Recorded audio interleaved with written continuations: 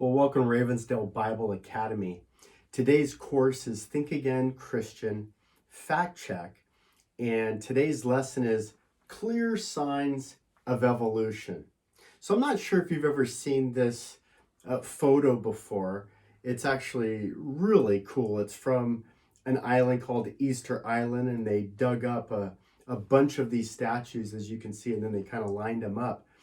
But what a phenomenal discovery of finding what is clearly, obviously, a sign of evolution, right? Well, we're using a literary tool called satire or sarcasm, which the idea is to kind of scorn or ridicule something that is so clearly opposite, right? And so the idea here is to expose and to critique an idea, trying to use some humor along the way. Well, what's the idea? The idea is evolution, right? Right now, we are told every day about evolution. The schools are only allowed to teach evolution, more accurately, the theory of evolution. Remember, whenever you're referring to evolution, it's a theory, not by my standard, by science standards.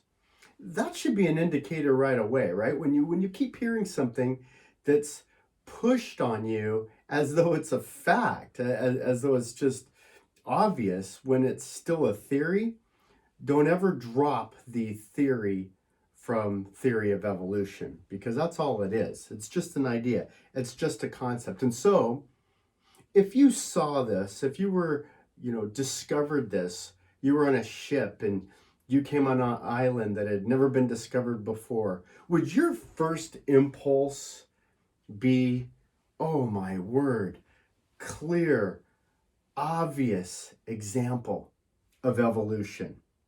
No. No, you would immediately think, who made that? What's the backstory, right? Somebody very, very skilled and intelligent designed that. Who's the creator? Who's the creator? And so in the debate of evolution, today we're just looking at, not the entire debate, we're just looking at the basic idea of intelligent design. Intelligent design. Do you observe scientifically an intelligent designer, or do you observe something that came out of nowhere? And so, as you can see, and here's some better pictures, these are very highly crafted, carved out sculptures that were found. You can see the scope by the size of the people. They were actually found and dug up. Very, very cool. Very cool. So when we examine what we see, and these are heads from Easter Island, the Moai Heads are what they're called. And if you were to assume, that evolution was your primary starting point, then you would clearly have to say, well, after millions and billions of years of storms and weather and soil, sedimentation and earthquakes, topping and turning and shifting and grinding, that what would happen after millions of years would be the carving of these images, right? Well, if I don't sound ridiculous, then I hope I do, because the chances of that happening are zero. Even more so that they would be shaped and formed and actually take on the appearance of the locals, the Polynesians. So by chance, that after millions and billions of years, these stone objects that were crafted and formed out of evolution also look exactly like the people on the islands. When we fact check, again, as believers, as Christians, we take facts, we take evidence, we use logic, we use our brains, but we also want to look to the scriptures. And the scriptures are not silent. So if you were on an island or if you're on a ship and you came to this and you were coming towards this island and you immediately saw, you would think there's something had to create this. Well, in Genesis 1:1, the Bible says, in the beginning, God created the heavens and the earth. We see a great principle here that there is a creator of things, an intelligent designer who creates. Genesis 1:27 talks about God creating man in his own image.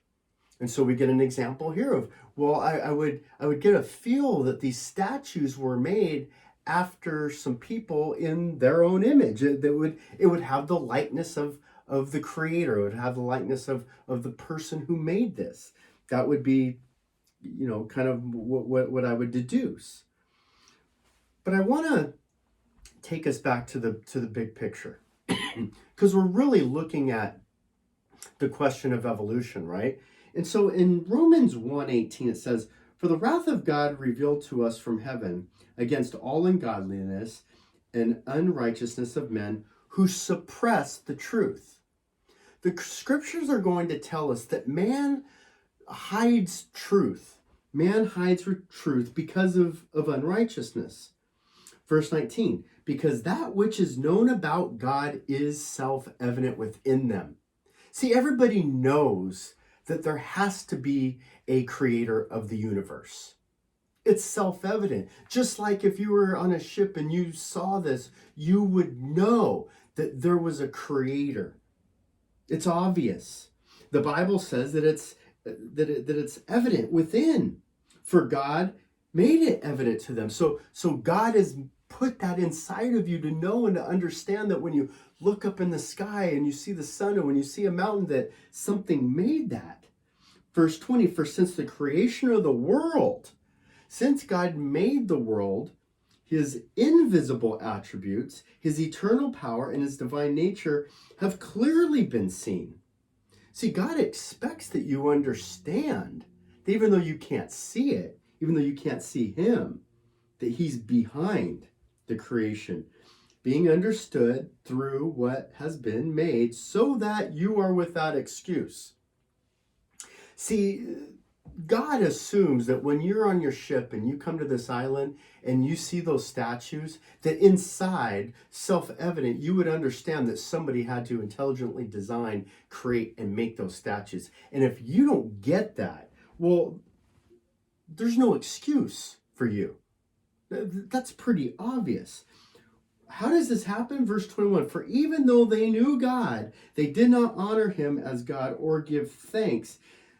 So they became futile in their speculations." So because they want to reject God, because they want to deny that God exists, in their ship, when they come to the island and they see the statues, they have to suppress truth and then have futile speculations. They have to come up with silliness. Verse 21, "Futile in their speculations, and their foolish heart was darkened. Professing to be wise, they become fools." Only a fool would see these statues and think, you know what? I think this is by time, chance, just randomness. No intelligent designer. It just evolved this way. Well, not only do we take facts, take evidence, we also look at logic. Part of our factual data collecting is what else do we see around the world? Have we ever seen any other objects that were created long before mankind? Well, we know the Egyptians, and we know that the Egyptians had records, and so we have a pretty good idea where the Sphinx came from. But we also have in Mexico, the Olmecs had their statues, and those were quite large. And so as we start putting these pieces together, what we understand is these magnificent handcrafted items had skill, had intelligence and care behind them. None of these items were made by accident, time, random chance. As beautiful as they are, as magnificent as they are, they weren't by accident. And I'll say this, they're incredible. They're glorious. But they don't breathe. They don't have a circulatory system with blood. Their eyes can't see. They don't feel, hear, or touch. No heartbeat, no sight. These are just dead statues. If you can't believe that these happened by time, chance, and randomness, and that there had to be intelligent designer and there had to be a creator behind them, then you have to understand logically that this flesh, this body had to have been created by something great and intelligent. It's an amazing thing we have in the human body. We know that statues don't mysteriously come out of nowhere. In fact, we know sculptures. We know how they're made. We know all the effort that it takes to make magnificent statues.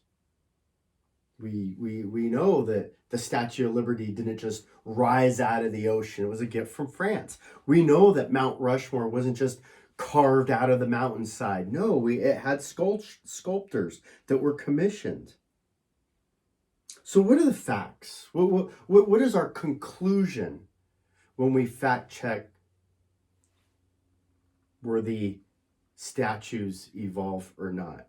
Well, in all our other evidence that we see something that is magnificently created, we see an intelligent designer, we see a creator, we see it in an automobile, we see it in a fork. And so our cars, our houses, statues, they all come from a complex design. They come from an engineer, right? And so if you think that the most glorious creation in all the universe, human life, was by accident, well, then I got an island full of statues that you would love to see, because it probably proves your theory of evolution. So think again, Christian.